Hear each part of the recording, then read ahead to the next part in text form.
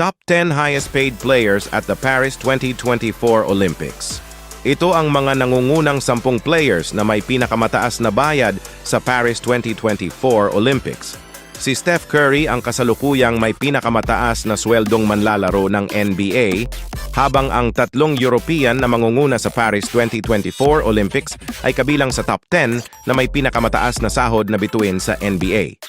Kasama sa nangungunang tatlo sina Stephen Curry, $55.7 milyon, Nikola Jokic, $51.4 milyon, at Joel Embiid, $51.4 milyon. Sina Kevin Durant na may $49.9 milyon ang pang-apat at ang pang-lima naman ay si Devin Booker na may $49.2 milyon.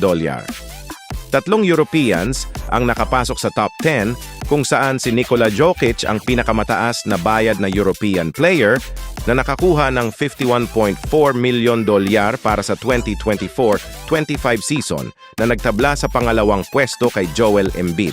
Si Giannis Antetokounmpo na may $48.8 milyon na nakatakda para sa susunod na season ay nasa ika-6 na ranggo.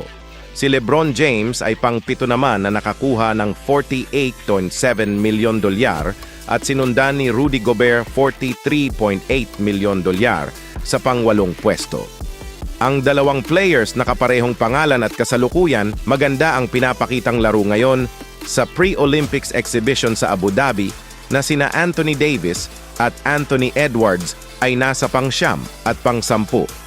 Si Anthony Davis pang-9 ay mayroon $43.2 milyon. Samantala si Anthony Edwards naman ay may halaga na $42.2 milyon na pariho sila ng pwesto ni Tyrese Haliburton na may $42.2 milyon din. 5 teams ang may mga manlalaro sa top 20. Ang pinakauna ay ang USA, Serbia, Greece, France at Canada.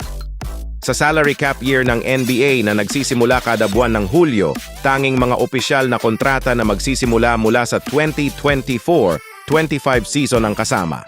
Halimbawa, ang Boston Celtics at si Jason Tatum ay sumang-ayon sa 5 taong Supermax extension na nagkakahalaga ng $314 milyon, ngunit ang bagong kontratang ito ay magsisimula lamang sa panahon ng 2025-26 season.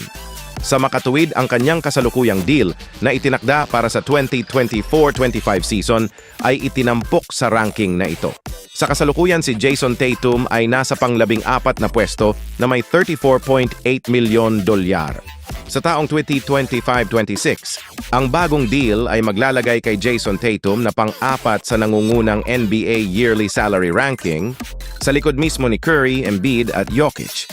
Sa karagdagan balita, makukuha ni Stephen Curry ng Golden State Warriors ang anuman gusto niya sa kanyang susunod na kontrata bago ang 2026 ayon sa panayam sa General Manager ng Warriors na si Mike Dunleavy Jr. Yan ang ating aabangan sa mga susunod na update sa mundo ng basketball. Basketball today, basketball later.